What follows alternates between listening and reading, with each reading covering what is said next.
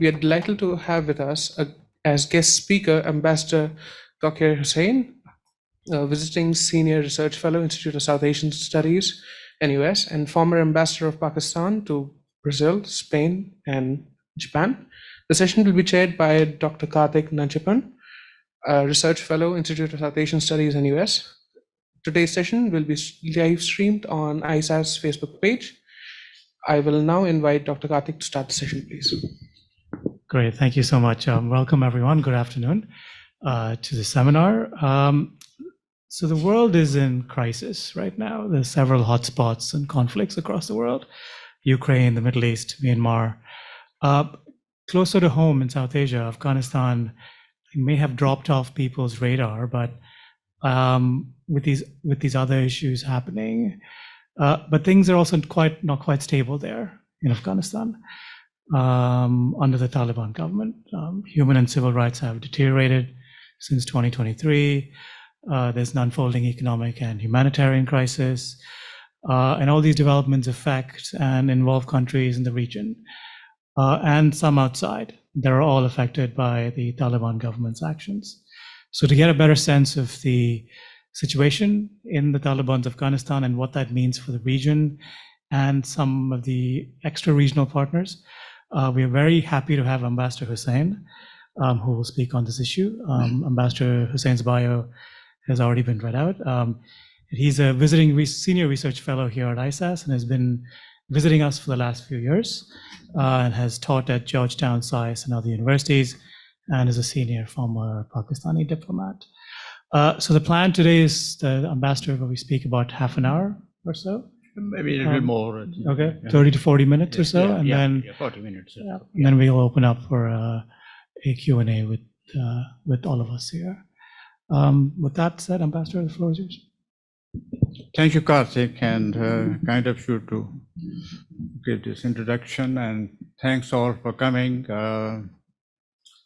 I'm very happy and proud that I have been associated with ISIS now for 5 years, and enjoyed coming here doing research on very interesting topics. This time the topic was particularly exciting because when I began doing research, I thought I already knew a lot, but turned out that there's a lot more to learn about this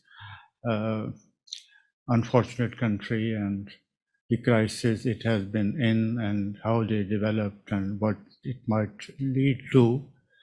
And that's what I'm going to talk about. And it's a bit longish because there's plenty to talk about. So I hope you will bear with me. Thank you. For much of its history, Afghanistan has been a Pashtun-dominated, elite-led, and decentralized state under a monarchy.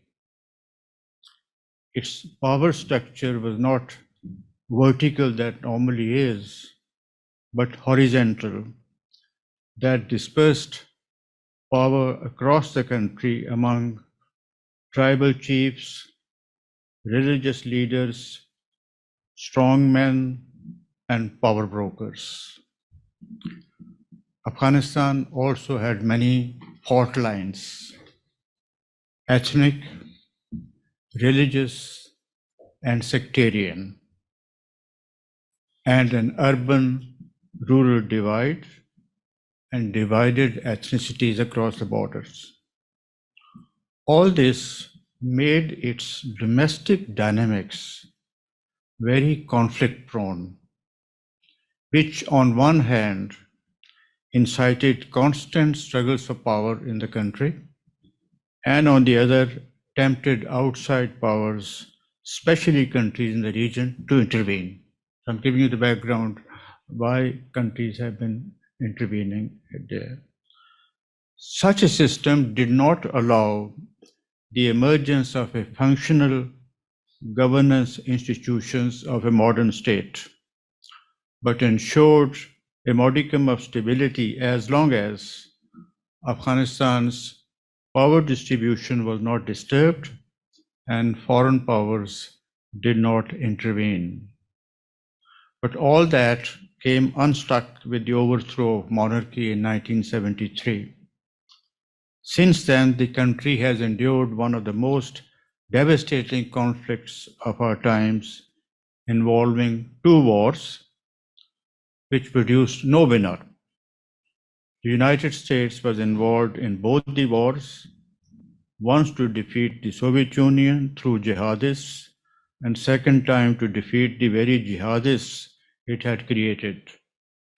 As Henry Kissinger famously said, America has the knack of solving one crisis by creating another. The war economy of the two wars benefited drug mafia, criminal elements, corrupt politicians, and warlords, creating powerful stakeholders in Afghanistan's instability. Ultimately, as a reaction to all this, emerged the Taliban, who set out to reform the society, but on the basis of a strictly puritanical religious ideology. They were essentially a product of jihadist currents that had been flowing in the country and the region since the overthrow of monarchy and the wars that followed and the global Islamic revival. The Taliban came to power twice without winning the war. As the noted author Hassan Abbas has observed, and I quote, an exhausted America, a corrupt Kabul government, and demoralized Afghanistan forces all contributed to Taliban's return. Acclaimed American ambassador to Afghanistan, Ryan Crocker, observed, the ultimate point of failure of our efforts was not an insurgency, it was the weight of endemic corruption. The challenges now faced by the Taliban. They have faced multiple challenges in the area of economy, internal security, humanitarian situation, domestic politics, and foreign relations. 34 million people live below the poverty line. 15.8 million face food insecurity. Security challenges emanate from National Resistance Front and the ISK, who are both anti-Taliban groups. And the space given by the Taliban to many jihadists, separatists, and terrorist organizations with whom Taliban have had affinity over the years creates ungoverned space, which also compromises Afghanistan's security. The political challenges are arguably the most crucial. The Emir of the Taliban government, Akhundzada, his priority is to strengthen his grip over the Taliban leadership that is divided between factions. There are two principal factions, the Quetta Shura, who are inheritors of Mullah Omar's Taliban, and the Haqqani group. Their differences are regional, tribal, ideological, and find their focus on the conflicts about sharing of power. The Quetta Shura itself is factionalized between the hardliners and the moderates. The moderates, who are made up of pragmatic and internationalist elements like Mullah Brother, are in favor of inclusive government and relations with the West. But for the Emir, that's the leader who heads the hardliners, the cohesion of Taliban is critical to their survival and success. He knows that the rank and file of the Taliban is very radical ideologically and is against any inclusive government, women's employment, and girls' education. They want a government exclusively run by the government or by the Taliban based on Sharia law, even if that means defiance of the West. The pursuit of unity of the Taliban allows the Emir to kill two birds with one stone, to achieve unity and to realize his own leadership ambitions. As he argues that only his religious authority can make it possible to influence different factions and keep them together by accommodating their interests and religious ideals. That means giving preeminence to the radical ideology of the majority hardliners, which is also an ideology shared by him. Now, foreign relations. Domestic realities are largely determining Taliban's foreign relations. As Watkins and Rahimi have noted in their paper, Taliban's biggest challenges arise out of conflict between their two objectives.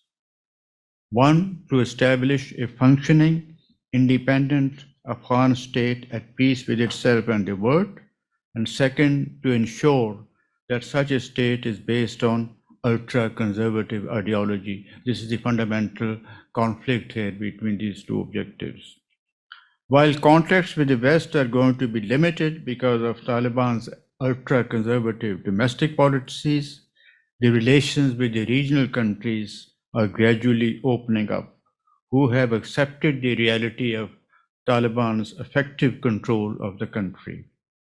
But given the regional conflicts, competition, and rivalries, there is no coordination or commonality of interests or perceptions among the regional countries, especially as to their shared security interests. The states that have border with Afghanistan are having a particular problem in finding stable ties with Taliban's Afghanistan. They face multiple issues, particularly Pakistan. Pakistan and Afghanistan are the most complex among all the other relations, are among the most complex among all other countries in the region. I will treat them later, as well as treat relations with India, but let me deal with other countries first. All these countries fear the spillover of instability, violence, and refugees into their countries. Yet, because of their economic interests, they all have expressed interest in regional connectivity and trade and want to have relations with Afghanistan. The Taliban are conscious of both the negative and positive reasons for the regional countries to engage with them and are very cleverly exploiting the concerns and interests of the regional countries to their advantage. They know that in the absence of relations with the West, they have to rely on regional countries for help in building an economically viable state without which they will have no public support. And unlike the West, these countries would not make demands such as girls' education and inclusive government. So let me go over these relations, which is basically the main topic of the talk today. Let me begin with China. China has been the most skilled and successful in its engagement with Afghanistan. After 9/11, China had joined the bandwagon of United States counterterrorism policy, as under the umbrella of US security guarantees in the region, it tightened its grip on Xinjiang. As the Afghanistan war began failing, China opened secret talks with the Taliban beginning in 2014. Mullah Brother visited Beijing in 2021, just prior to the fall of Kabul in August 2021. China is now convinced that the Taliban is the only power in the country with the capacity to keep the country stable, despite a plethora of internal problems over in Afghanistan. Beijing has accepted Taliban's envoy, has sent its own ambassador to Kabul, while publicly holding on to the position that the exchange of envoys is not recognition. China has earned the status of being the first country in the world to do so. China's interests in Afghanistan are principally security related and strategic. What are the security interests?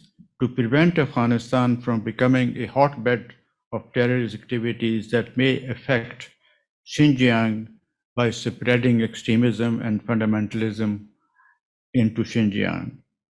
It has concerns about ETIM, that is the Eastern Turkestan Islamic Movement, and continues to express its unease about this organization with the Taliban. Even though there has not been a single attack from ETM since 2015, China insists that it should be dismantled and eliminated from Afghanistan. In order to please China, Taliban have relocated Uyghur militants from Badakhshan to as far as Baghlan and Thakar provinces. What are the strategic interests? China considers the US presence in the region, like in Central Asia and Afghanistan, inimical to its interests. It is therefore moving to consolidate its gains in the country politically, economically, and strategically, while Afghanistan remains low in US priority. China has steadily increased its bilateral engagements with the Taliban's Afghanistan in political, economic, humanitarian, trade, mining, and other fields. The Chinese are, of course, interested in lithium, but this is in the future. For now, their investment in mining resources remains modest due to security concerns. They know well that the security situation may change anytime if the past is any guide to Afghanistan's history. Beijing has not only maintained a functional bilateral diplomatic relations with Taliban, but also established regional challenges. It has organized China, Afghanistan, Pakistan tripartite foreign minister dialogue and the Shanghai Cooperation Organization, in which Afghanistan has been given an observer status, serves China's multilateral issues and interests. China also has played an active role in the Moscow format, where the host Russia shares similar concerns about Afghanistan, like security and great power competition. China, Iran, Russia, and Pakistan are members of a quadrilateral group of the Moscow format. Tehran had a meeting of quadrilateral group on 8th of June. Afghanistan's foreign minister Muttaqi was invited, but he did not attend. Strategically, China, Russia, and Iran want to keep the Americans out of Afghanistan. However, Pakistan and Afghanistan would not like to be part of such anti-American stance, as both feel that Afghanistan needs assistance from the entire world. And Pakistan, of course, has strong interest in maintaining its own friendly relations with the United States. In diplomatic dealings with the Taliban regime, China has adopted a pragmatic policy. The approach towards the Taliban's Afghanistan could be summed up by three principles: patience, accommodation, and engagement. Patience means not to dictate to them and advise. Accommodation means showing understanding, and engagement means more carrots than sticks. China also avoids making its reservations about Taliban in public. Now let me come to Russia. According to Zamir Kabulov, Russian Special Representative in Afghanistan, the objective reality is that Taliban control almost the entire territory of Afghanistan, An interim government has been formed and it is functioning. It's believed that Russia will be lifting the label of terrorist entity from Afghanistan soon, if it has not already done so. And my expectation is that short of recognition, Russia too would send its ambassador to Kabul and accept the IAG, that is the Taliban government interim Afghanistan government ambassador, like the Chinese pattern, which has granted the de facto plus status to the Taliban. Basically, Moscow feels that the security situation in Afghanistan threatens to destabilize Central Asia, and that will have a ripple effect for the Russian security. Moscow also feels that further down the road, a stable Afghanistan offers Russia prospects of economic cooperation with South Asia and beyond. Russia's threat perceptions come from two sources: the ISIS that is spreading its presence to the Tajikistan and Uzbekistan from its base in Afghanistan, but also from TTT, which is Tehrik-e-Taliban Tajikistan. That is like the TTP, Tehrik-e-Taliban Pakistan. It aims to establish a Taliban-like Islamic State in Tajikistan. It's closely linked to other movements like Islamic Movement of Uzbekistan, IMU, Eastern Turkestan Islamic Movement, ETIM, Islamic Emirates of Caucasus, and Al-Qaeda. Moscow and Beijing both have been encouraging the Central Asian states to engage with the Taliban regime. To that end, as I've said before, Russia has conveyed several regional dialogues through its Moscow format consultations on Afghanistan, involving representatives from Pakistan, Iran, India, and China. Afghanistan has also been invited. Now, the Central Asia. Among the Central Asian countries, Uzbekistan has been the most active diplomatically. It hosted the Tashkent conference in July 2022 to discuss Afghanistan's security and economic development. With over 30 countries and 125 delegates in attendance, Uzbek president advised against isolating Taliban's Afghanistan, as it would lead to further deterioration of humanitarian situation.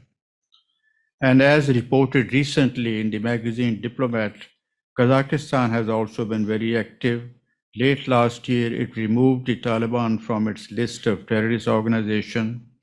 In a June 3rd meeting with the permanent speakers from the Collective Security Treaty Organization, CSTO, in Almaty, Kazakh president explained his decision like this. He said that Kazakhstan removed the Taliban regime from the terrorist list based on the importance of developing trade and economic cooperation with modern Afghanistan, and the understanding this regime is a long-term factor.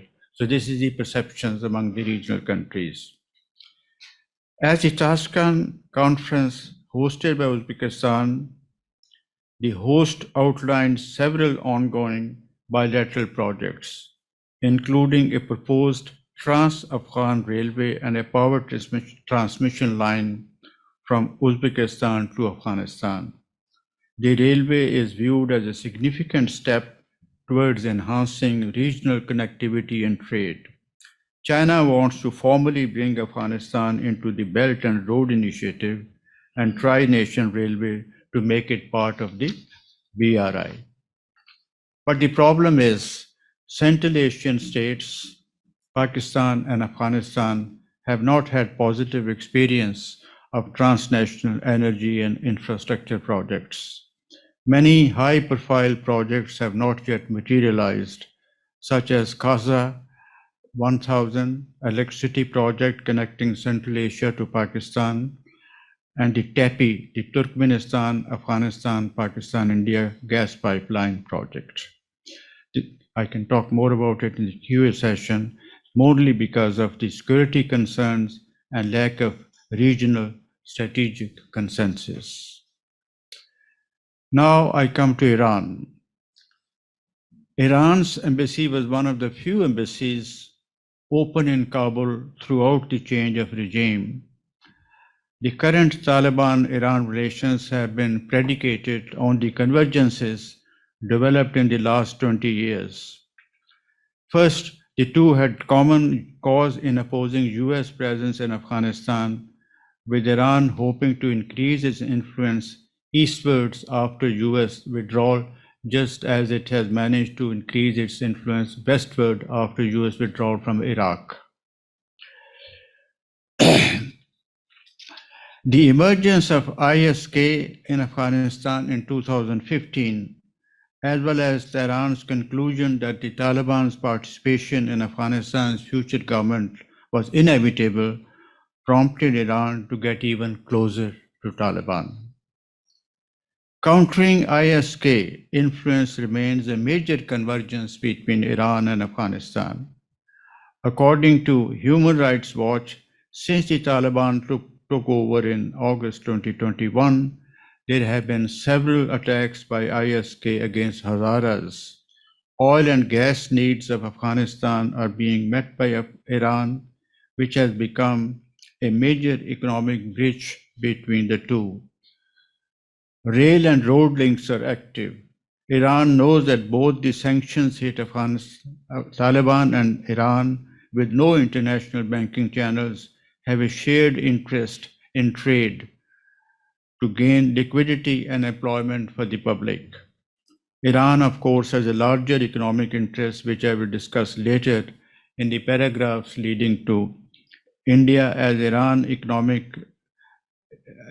Iranian economic interests are aligned with those of India. Both Iran and India have a shared interest in advancing access to Central Asia by sidestepping Pakistan, for which the opportunity has been enhanced by increasing strains in Afghanistan-Pakistan relations. Yet the Iran-Afghanistan relationship is not tension-free. Hazaras continue to complain of weak security in their areas, which results in Daesh often targeting Hazara localities. Taliban have been regularly clashing with Iranian border guards over refugee crossings, smuggling, and narcotics issue. The Taliban's accelerated dam projects have exacerbated the tensions with Iran, especially along the border. Distribution of Helmand River water, which flows downstream to Iran from Afghanistan, has been a major bone of contention between the two. However, both sides have shown restraint by resolving the matter so far through dialogue. The relationship has been further strained by Iran's public calls on the Taliban to establish an exclusive government. Presence of Ahmad Massoud, that is son of Ahmad Shah Massoud, and Ismail Khan in Iran continues to be a source of suspicion between Iran and Afghanistan. I now move to India. As I said, much of Iran's policy towards Taliban Afghanistan is shared with and coordinated with India. India was the fifth largest aid donor to Afghanistan before the return of the Taliban. Similarly, Iran had a substantial relationship with the country. Both are now adjusting to the Taliban's Afghanistan and coordinating their actions where they can. After all, the two have had a long history of cooperation in Afghanistan. They, along with Russia, were the principal supporters of the Northern Alliance against the Taliban during the 90s, and they not only continue to cooperate in their engagement with Afghanistan after the overthrow of Taliban in 2001, but enhanced their cooperation. The India-Iran joint statement on the visit to India by President Khatami in 2003 spoke of two countries' decision to develop alternate trade routes to Afghanistan through Iran. According to the Delhi Declaration signed by both countries, they decided to build the sea link from India to Chabahar and through Chabahar to the National Iranian Railroad, enabling India to connect to Afghanistan Central Asia, and Europe, Afghanistan joined the plans in 2016. The Chabahar port, developed with Indian aid, gained greater significance once China started developing the Gwadar port in Pakistan as part of the Belt and Road Initiative. But the progress remained slow, first because of the threat of US sanctions, and later on because of Prime Minister Modi's close relationship with the United States and Israel, and proposed projects like the Indian Middle East Europe corridor and I-2U2. But the Gaza war has cast shadow on all this by bringing a rebalancing of not only India's but also Arab countries' relationship with Israel. India feels it may need to pay more attention to the Palestinian issue and relations with Iran. As a consequence of all this, the Chabahar project has been revived.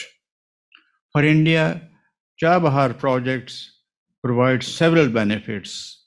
It maintains relations with Iran, and it is also reactivating International North-South Transport Corridor, INSTC, that had not made much progress. And finally, it's about engaging with Afghanistan and sidestepping Pakistan, which has been reluctant to give India transit rights to Afghanistan. A good opportunity, as I have been saying before, has been provided by the strained relations between Afghanistan and Pakistan. The Taliban too have announced their plans to invest $35 million in the Chabahar project.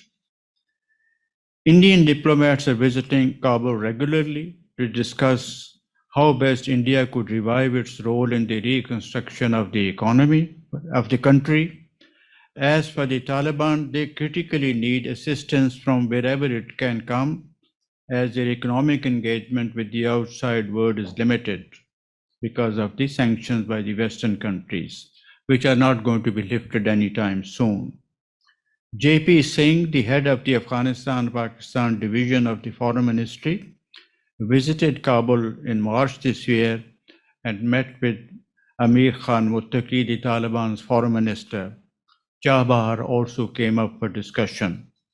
A statement from the Taliban Foreign Ministry on March 28 specifically mentioned India's support for bolstering trade between the two nations via the Chabahar port. Taliban have also urged Indian government and private sector to invest in the new Kabul city project. Further down the road, Afghan India might possibly like to revive India-Afghanistan Strategic Partnership Agreement signed during the previous Afghan government. There are no indications yet, but I'm just kind of guessing that that could be a possibility. So don't take this as a projection, just a possibility. In its diplomatic contacts with the Taliban, both in Kabul and Doha, India has been seeking assurances that the Taliban would not provide safe havens to organizations like Jaish-e-Mohammed and Lashkar-e-Taiba. India is also concerned by Al-Qaeda in the Indian subcontinent. New Delhi requires security guarantees to safeguard its personnel and interests in Afghanistan. Reportedly, it has been assured by the Taliban that they will address the Indian concerns that Afghanistan's soil should not be used for activities against India. Pakistan, on the other hand, has its own perceptions of India's interests in Afghanistan. It claims, that is their claim, that the Afghan soil is being used by India to support TTP, which is spreading terrorist acts against Pakistan. Now I move to Pakistan. Described by Zalmay Khalilzad, who negotiated the Doha deal on Trump's behalf, he called this Pakistan-Afghanistan relations as the mother of all relations. And he said that the future of Afghanistan depends on these relations. Pakistan and Afghanistan have had a tortuous shared history that has left a complicated legacy of a divided ethnicity straddled along a border that Kabul doesn't recognize and has irredentist claims against Pakistan. It has harbored, Afghanistan has harbored Pakistan's dissidents for decades and has also given them sanctuaries to terrorists like it is doing now to TTP. And this has been going on for some time. Pakistan is right to have perceived Afghanistan as a troublesome neighbor, but has been, in my view, not wise in narrowly defining Afghanistan as a security-centric foreign policy issue. Afghanistan was not a security challenge alone, nor was it simply a foreign policy problem. The Pashtun population along the Afghanistan-Pakistan border has historically impacted the political dynamics in each country, but more so and in ways very different from before as a consequence of decades of Soviet and American wars. This had made Afghanistan as much a domestic challenge for Pakistan as a foreign policy challenge. Instead of looking for a friendly government in Kabul, it would have been better for Pakistan, in my view, to look for a stable Afghanistan, even though it was not friendly, as long as it was neutral, but not unfriendly and hostile. Pakistan chose for an option that I'm afraid ended up with neither a friendly government nor a stable country. Contrary to Pakistan's hopes that Taliban would prove to be a friendly government, it has turned out to be a very unfriendly and hostile government. The relations have marked deterioration in the past year and a half, reflected in border clashes by the Taliban guards and terrorist attacks against Pakistan security forces by the TTP, which enjoys safe havens in Afghanistan. Pakistan's serious efforts to take up the issue with the Taliban at the diplomatic level have yielded little result. Finally, with no let-up in the attacks, including on the Chinese nationals working on the CPEC projects and high casualty attacks on its security forces, Pakistan understandably had no option but to turn to military response. Earlier this year, it launched airstrikes against TTP holdouts in Afghanistan. Pakistan has decided to pursue a maximum pressure campaign against the Taliban to raise the cost for it to hosting TTP. Apart from kinetic operations, the maximum pressure campaign includes restrictions on transit trade and decision to expel nearly 1.3 million Afghans in the country out of approximately 3.5 million. The 1.3 million that are to be expelled include 700,000 undocumented and 600 Afghans holding citizens cards issued by Pakistan. In the first phase, the undocumented ones will be repatriated, more than half of whom have already been sent back. In the second phase, the ones holding citizens card will be sent back. Another element of Pakistan's coercive policy involves decision not to be Taliban's advocate to the international community and to engage in diplomatic and propaganda campaign to highlight Taliban's failure to stem cross-border terrorist attacks.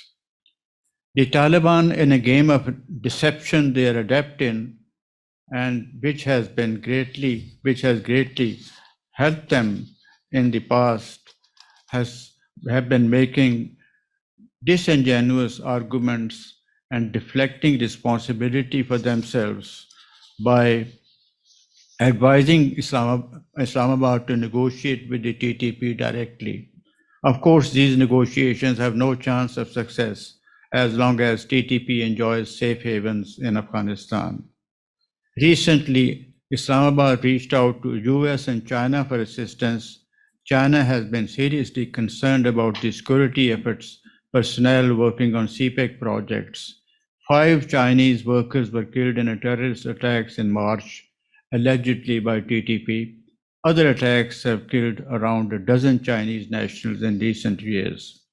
During the visit to Beijing by Pakistani Foreign Minister Ishaq Dar last month and early this month, in visit by the Pakistani Prime Minister, the Chinese leaders expressed serious concern about the attacks on Chinese personnel.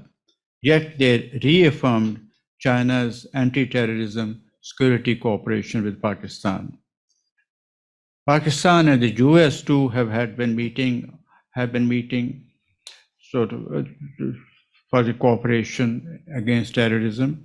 They had the latest round of ongoing bilateral counterterrorism talks and agreed to intensify their collaboration against TTP and ISK. Washington reiterated its commitment to provide technical and capacity building assistance in counterterrorism and to maintaining military to military partnership with Islamabad. Taliban's lack of action against TTP may have many reasons. There are multiple militant organizations active in the Afghan territory, including the ISK.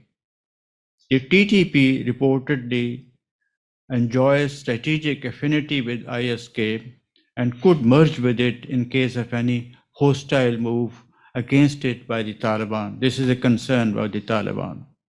Secondly, not taking action against the TTP also gives the regime a rationale for pursuing radical policies on the pretext that by reinforcing their own ideological purity and radical policies, they can weaken ISK's appeal for TTP.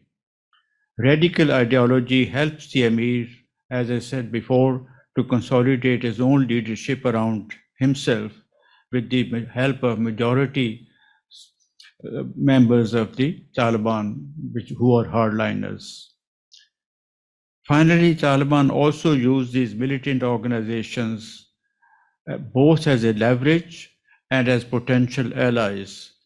They have hinted to use the militant outfits if they were ever obliged to defend themselves from external aggression. A noted Afghan writer, Arvind Rahi, in an article in the National Interest, had this to say a couple of years ago. Afghanistan, he said,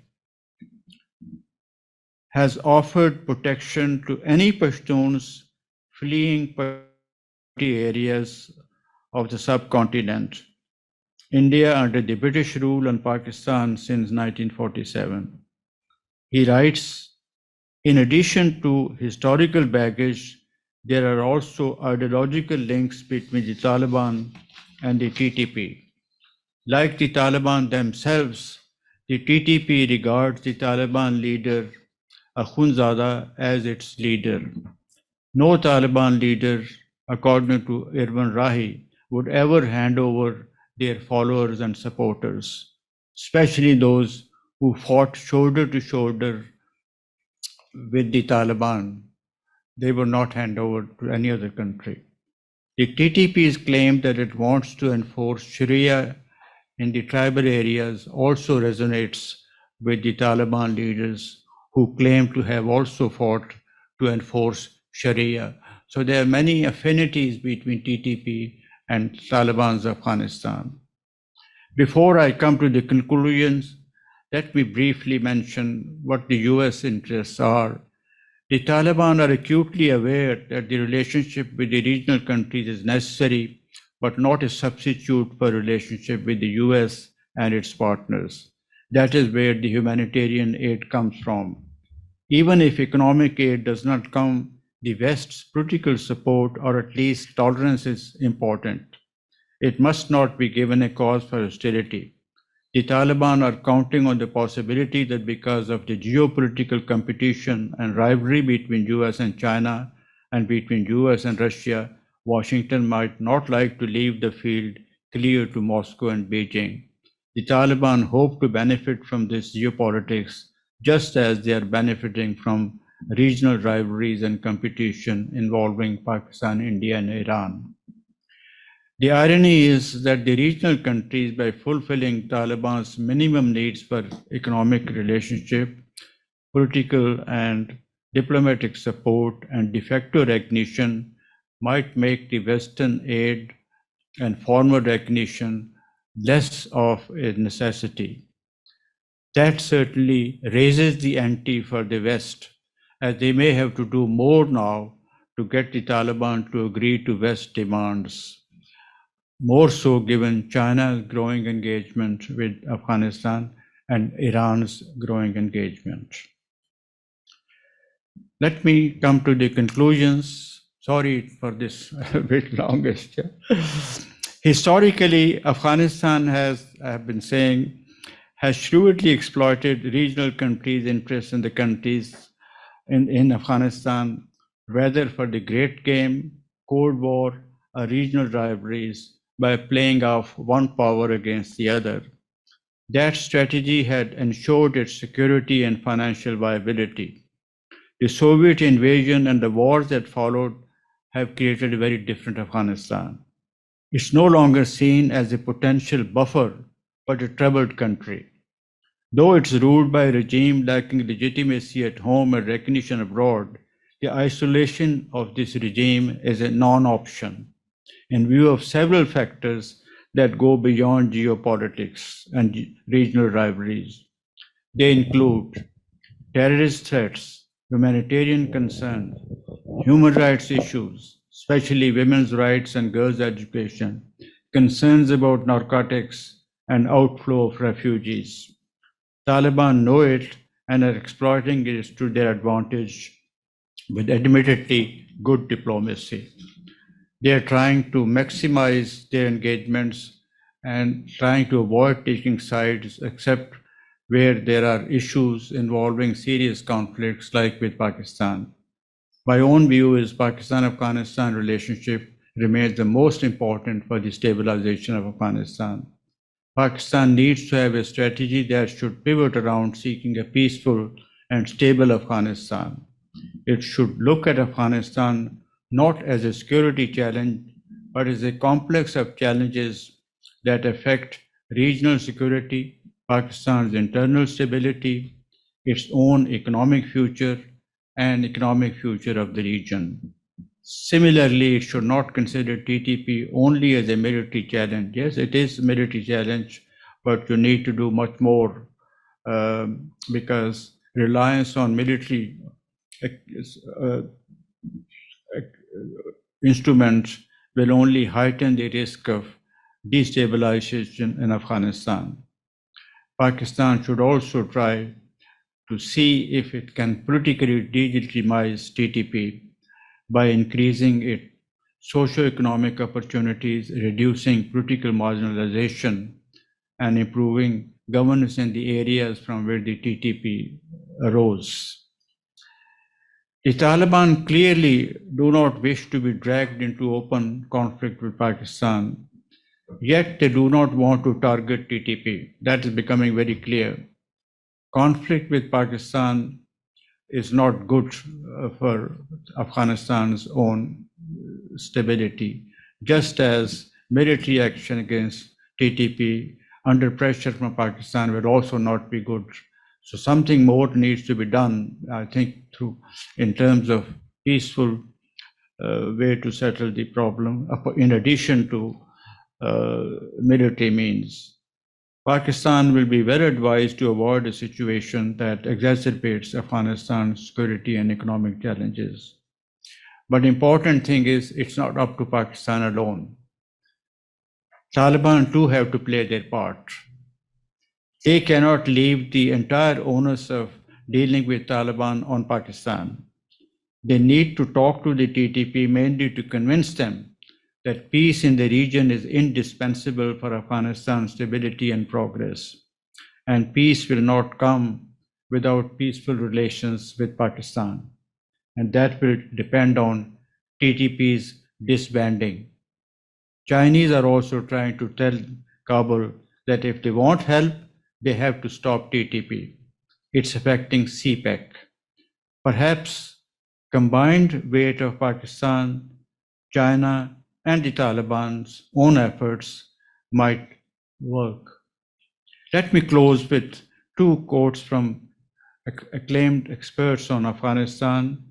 Hassan Abbas, who has written books on Taliban, he is of the view that international community's engagement will promote moderation and empower the pragmatists in Afghanistan, especially as he finds a difference between the old Taliban and the younger generation, that is, new Taliban.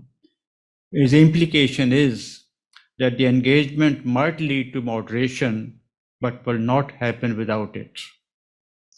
Marwan Weinbaum of Middle East Institute has observed, and that is my concluding quotation, though world opinion may be repelled by Afghanistan's social policies, it seems to be slowly reconciling to a Taliban regime unlikely to yield on the issue of their social policies. And while the international community will probably continue to withhold formal political recognition from the Kabul government, this is becoming less relevant as an increasing number of countries are expanding their diplomatic and economic engagements with the Taliban. Thank you so much, and sorry for this long presentation, because there was plenty to talk about. Indeed, thank you again. So we started a little late, so it's just about time. So I'll let everybody sort of gather their thoughts on what's been a really comprehensive overview of Afghanistan and the Taliban's regional context. Maybe I'll start with a couple of questions and then I'm going to open up. We have about 25 minutes or so. So you talked about China and you mentioned China is the most skilled diplomatic actor, it looks like, right now. How does the Taliban view the Chinese? What is their opinion about China and Beijing, and what do they want from China? So that's one. Second question I had was, you talked about the US role and influence briefly at the end. Has the ongoing crisis in the Middle East, has that given the Taliban, and you mentioned opportunities to maybe generate some kind of leverage from Washington or something diplomatically, right? Has there been any overtures made since October from Kabul to Washington, given the fact that the US would also be interested in not losing? Good questions. Let me try to, yeah. And so those are two. And I had one more question on Iran, but I'll maybe wait until the end if there's no other. Okay, how does Taliban view China? They believe it's a very critical relationship for many reasons. One, they have a relationship with a big power, which is very important politically. It brings them some economic benefits, especially in terms of humanitarian aid and possible investment in the mining. The Chinese are also, I think, in the preliminary stages of a project to explore oil and gas in Afghanistan. They have been involved in the copper mining exploration. And then, of course, they're interested in lithium. So very critical because they're the only power who have the resources as well as the interests and the compulsions to engage in a major way by overlooking any other constraints.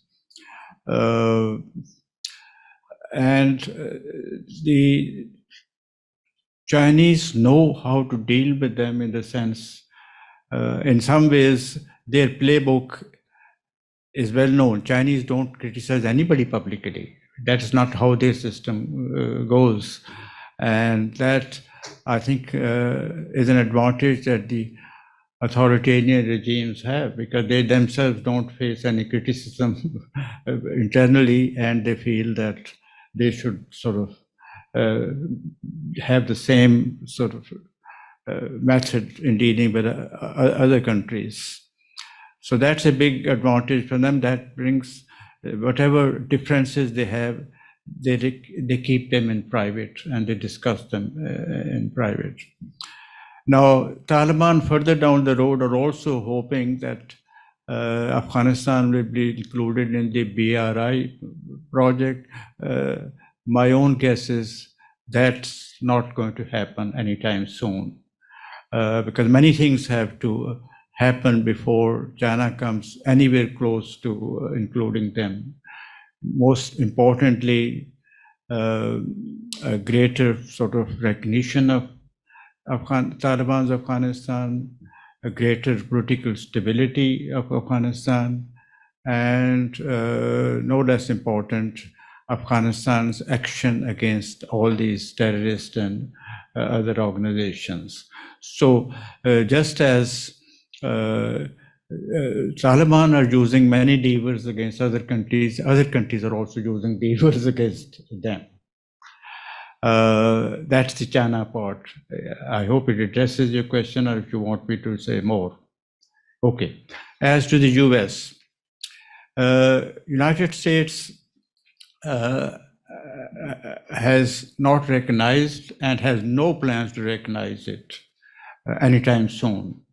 Certainly not before the elections. It's a very politically sensitive issue in United States in many ways, because Biden's own policies on withdrawal from Afghanistan came in for a fair amount of criticism. He managed to avoid a major fallout and moved on, because he doesn't want the public to focus on Afghanistan, because it's a policy not very defensible, even though he may have used very sort of disingenuous arguments to defend it, but it's not really a policy which is very defensible, the way he withdraws, the chaotic way, and pull out of everybody from, all the forces from Afghanistan.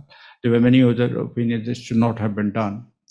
And now, if he recognizes, that will reopen the issue. Issue has been quiet. Nobody's talking about Afghanistan in the United States. Now, that doesn't mean that the United States is ignoring Afghanistan, or the United States has forgotten about Afghanistan. Active contacts are going on between the United States and the Taliban, and they are happening in Doha, Qatar. The United States is a very bright young man as a special representative on Afghanistan, Tom West, very articulate. If you ever hear his presentations, he is very substantive and very articulate. He meets them regularly in Doha. And then there are international sort of organization meetings taking place from time to time, where they have some contact. Recently, Qatar, for example, had a international defense exhibition or something, and Taliban surprisingly sent a delegation there. Their defense minister, Mullah Yaqub, who is son of Mullah Omar, and their, I think, the army chief, they were both there. And the speculation is there that probably they were invited at the behest of the United States, and possibly they had some contacts. So United States is having these contacts under the radar, and doesn't want to isolate Afghanistan in that sense, but would not recognize this. Now, as far as You mentioned what levers United States has. Of course, United States has this lever of recognition as well as economic aid. But as I mentioned in the talk, as some of these requirements are being met by other regional countries, principally China, Russia is taking interest. Russia might send an ambassador also. The United States may have to now do more to sort of overbid what others are doing. Whether that would be politically possible for the United States to do it, I have my doubts. So the way things are, it looks the present kind of a relationship in which there is some contact but not very close will continue. It's sort of shift to anything more positive is not on the horizon. My only worry is its shift to something more negative is a possibility, even though it may be remote. In case, and then there is any terrorist attack which is linked to Afghanistan, then there will be trouble. So relationship does have a question mark. No. Any questions? Yes, could you please introduce Yeah, yourself? did you ask? and- Did you have a question about Iran? Did you want to I'll wait. cover Maybe I'll later wait. on? Yeah. Okay, please go sorry, ahead. Could you Okay. just please introduce yourself? And keep- I am LC Patnaik from India. Good. Okay. I want to ask you a question. For many years, Pakistan's policy in Afghanistan was basically to have a strategic depth, okay, vis-a-vis India. And it is in this context that Pakistan has always tried to create some sort of a footprint politically or ideologically or from the point of view of militant actions, so that anytime they want to have a leverage in Afghanistan vis-a-vis anything with India, then they can easily influence the local Afghan government. Now, you spoke quite a lot about TTP, Taliban alignment process, and politically the Pakistani wanting to also eliminate TTP. Realist assessment says that TTP can never be finished because it has got sympathizers both in Pakistan and also in Afghanistan.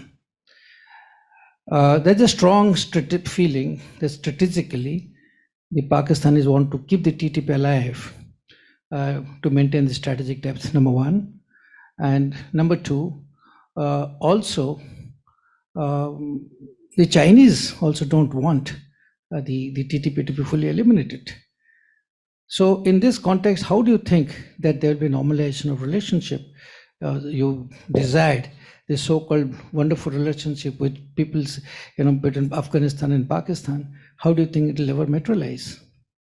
I Could you- did let not me quite just- understand. I just want to see if there are any more questions. We'll just take maybe two. We'll just take maybe one more question if there is. Let me address this complicated question first, I think. One second, maybe just take questions. What exactly you're saying that the China doesn't want TTP to be eliminated, and Pakistan doesn't want to be. They're tools in the hands of China, and they're The tools tools mostly in the hands of the Pakistan to get tools in the hands of Pakistan. TTP is a tool in the hands of Pakistan. Yes, it just started, and then after they started a lot of problems. Then they moved into because if you see the way how the TTP actually started, okay, at that point of time, ISI was fully involved in the creation of TTP. This is not my understanding, I'm Yes. afraid. TTP arose in 2007 in reaction to US Pakistan Army's cooperation with the United States in the war in Afghanistan. And they started their terrorist acts against Pakistan at that time. There were assassination attempts against Musharraf. There were Benazir's own assassination is linked to them. And then their relationship with the Afghan Taliban grew remarkably. And then when the Taliban came back, the TTP moved to Afghanistan along with other jihadists and transnational terrorists who had been operating. So far, everything that has happened indicates a very strong reason for TTP to be against Pakistan, because they want to do in the tribal areas what the Afghan Taliban have done in Pakistan. This is my study and this is my understanding. This is the first time I'm hearing that Pakistan's would like TTP to remain. There is no reason for that. TTP have been doing such a damage to China-Pakistan relations by attacking the Chinese personnel in the CPEC projects. So one has to go by the evidence, not by speculation. The evidence, as well as the reporting, as well as the occurrences, as well as the motivation, as well as the whole lot of context of the objectives, I have absolutely no way of endorsing what you said, that the Pakistan is supporting them or China. What I know, I have shared with you. Then what is the reason? What is the reason that Pakistan government has not been able to establish a good relationship with Afghanistan after 2021 withdrawal of the United States? Relationship between any two countries, whether between India and Pakistan or between Afghanistan and Pakistan, is a two-way street.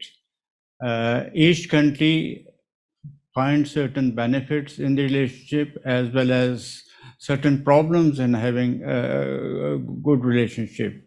So just because a relationship has not worked, you cannot be pinned just on one side. As I mentioned, two countries have had a troubled history right from 1947. So if we discuss that, there will probably be another talk. When there's a whole border which another country doesn't recognize, when there is a whole area which Afghanistan used to claim its own in the name of Pashtunistan. So you think any country would tolerate this kind of thing? So Pakistan also a very strong reason to be concerned about Afghanistan. So it's not that it's not a simple relationship. Any two countries in which a part of the country is being claimed by the other as an irredentist because the whole Pashtunistan movement, and plus you organize terrorist attacks, which are now not only a matter of security for Pakistanis, but also they are having an economic impact because they are affecting the CPEC projects, and on CPEC projects on which Pakistan had banked its economic revival and economic renewal. So that is affecting Pakistan's economic future, not to mention this political, it has implications for political stability as well. So I have absolutely no way, no reason to think that Pakistan would be involved in supporting TTP. If one starts speculating that, one can speculate about anything.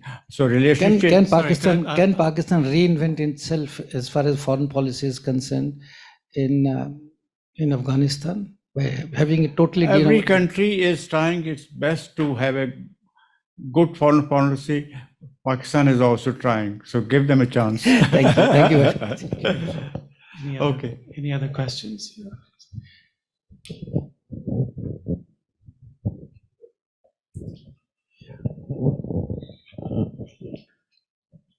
Thank you. I'm Pushpa. I'm here at ISS. A very simple question, again, about China. You said like China has not recognized the current Taliban government politically, right? But diplomatically, it has a diplomat over there. So that's also a basis of the relationship that's going on. But as you also said, Afghanistan might be interested in the BRI, but that might be anytime soon. And perhaps for obvious reasons, I would also think so. Without political stability in Afghanistan, China wouldn't want to put in money in Afghanistan as such. But besides the diplomatic relationship, what is it there that Afghanistan would hold so much importance to China at this point of time if any kind of cooperation is not forthcoming to Afghanistan from China? Or is there any other kind of cooperation that Afghanistan might be seeking from China, if not for the BRI or things like that? No, are you asking me about Afghanistan's interest and relation with China and China's interest? And part of the answer I've already given when I was speaking to Karthik's in response to Karthik's question. Afghanistan needs a big power relationship for political support, economic support, especially a country which has long-term interests in the area, because Afghanistan is part of China's neighborhood, and a relationship in the neighborhood is the only one which has a certain strategic significance, which neighborhood doesn't change, geography doesn't change. So in that sense, Afghanistan is important as a neighbor. Secondly, it's important because of its hosting ETIM, that is Eastern Turkmenistan Islamic movement. And if it stabilizes, it has the prospects of offering, being part of the BRI. But BRI is not really on the horizon. Several steps have to happen before China comes to that stage where it could invest. Investment is not an easy thing. I mean, even in the mining, Chinese investment is very cautious and very sort of modest, and China is very, very sort of careful. So that is, and as I mentioned, the strategic interest also, because right now, United States has pulled out of Afghanistan, and as part of the China-US rivalry, both countries are all the time thinking who's going where and how is there a vacuum we can fill, because that rivalry is now becoming almost universal, happening everywhere. But China is at a slight advantage, because once United States pulls out from a country after a long failed war, it doesn't go back quickly. So there is an opportunity for China to move in, because the United States, because of politics, domestic politics, is not going to jump back in. And as I said, the only sort of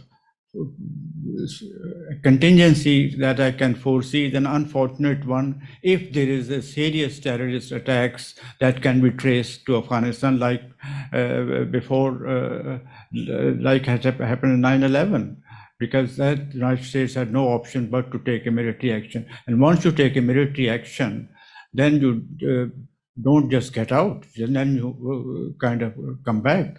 So that's the only.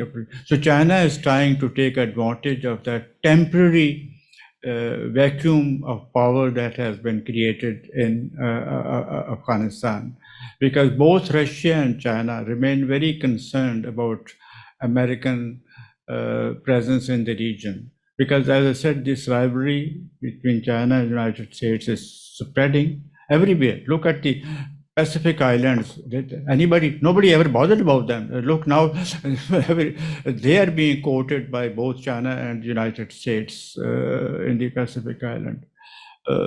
So, and this is far more critical, critical.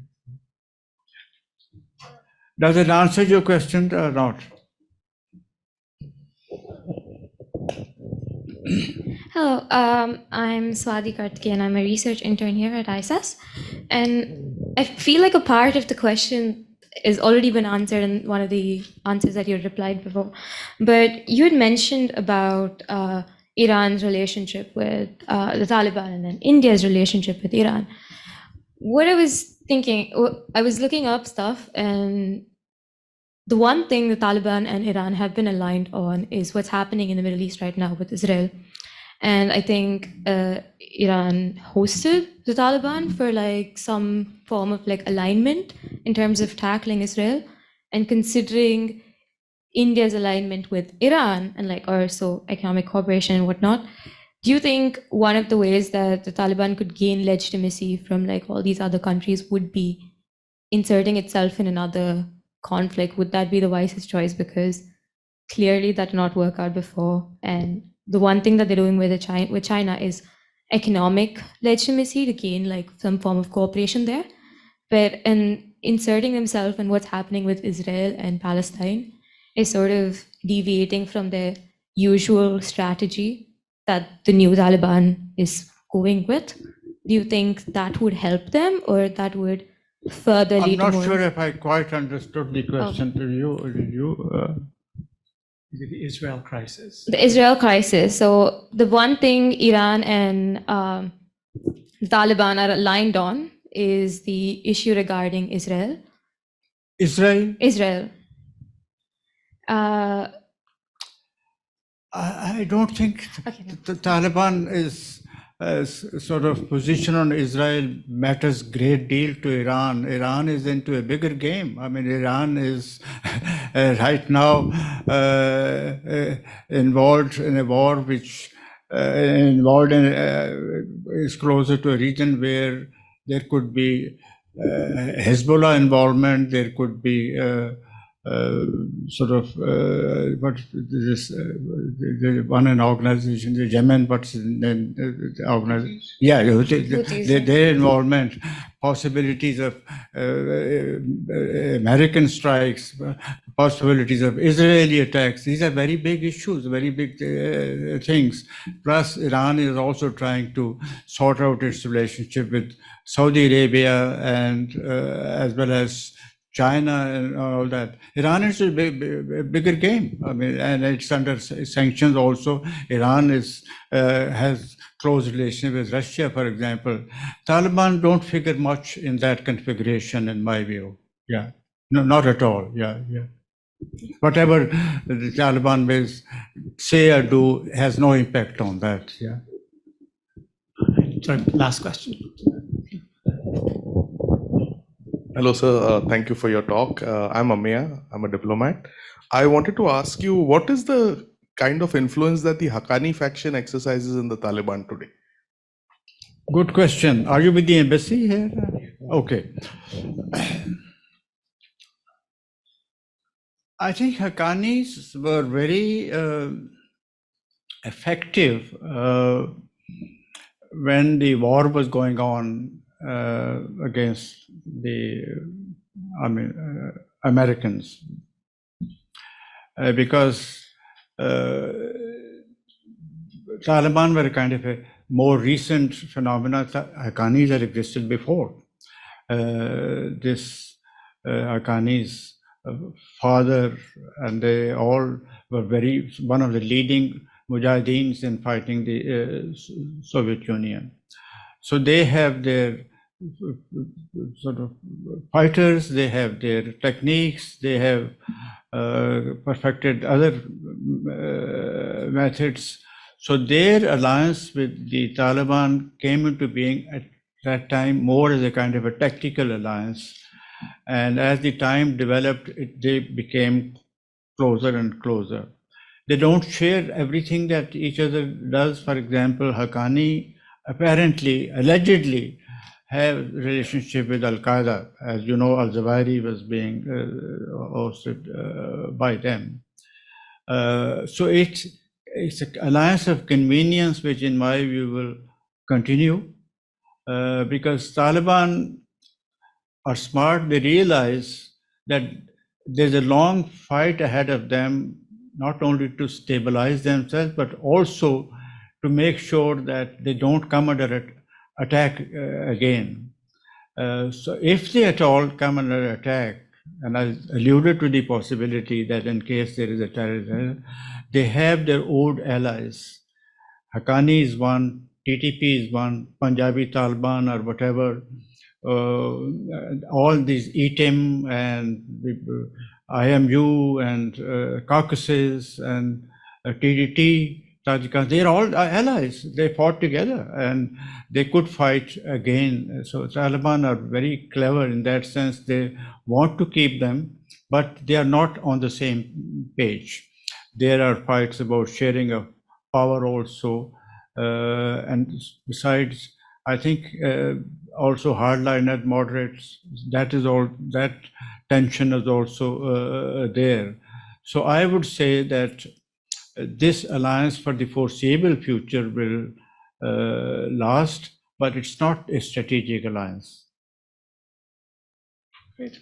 And you wanted to ask about Iran? I mean, No, well, I just wanted to thank you for such a open-ended, comprehensive, and really interesting discussion on Taliban and Afghanistan. It just goes to show that we should not forget about what's happening in Afghanistan as other issues yes. Unfold across the world. So please join me in thanking the ambassador for his talk. Thanks for coming. Thank you. Thank you. I appreciate that.